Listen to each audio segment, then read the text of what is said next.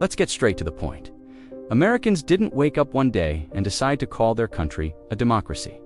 That vocabulary didn't come from the Constitution. It didn't come from the founders. It didn't come from the structure of the United States at all. It came from British political culture, the same culture that shaped Canada, Australia, New Zealand, and half of Europe. The UK exported its parliamentary mindset across the entire Western world, and Americans absorbed the language without absorbing the system. That's the part nobody talks about. The United States is a constitutional republic built to limit majority rule, not worship it. But the rest of the Western world runs on parliamentary democracies, and they use the word democracy as their identity, their brand, and their political religion. And because the US is surrounded by allies who repeat that word non-stop, the UK, Canada, Europe, NATO, global institutions. Americans eventually started repeating it too, not because it was accurate, because it was everywhere.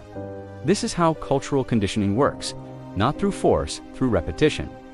Canada carried British political DNA straight into North America. Media carried it, academia carried it, international organizations carried it.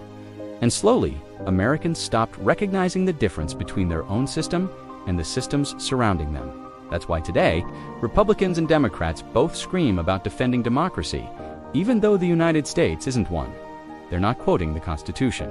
They're quoting the vocabulary of other nations. And here's the irony. The UK has drifted further into centralized social democratic governance. Europe is fracturing under ideological pressure. Canada follows the British model almost perfectly. And through all of this, Americans are still repeating the same word, democracy, without noticing that it doesn't belong to their system. This isn't about enemies. This isn't about conspiracies. This is about influence. Influence shapes language. Language shapes identity. Identity shapes politics. And when Americans lose the language of a constitutional republic, they lose the ability to defend it. If the United States wants to stay the last major nation built on constitutional principles, Americans need to reclaim the vocabulary that actually describes their system, not the one they were conditioned to repeat.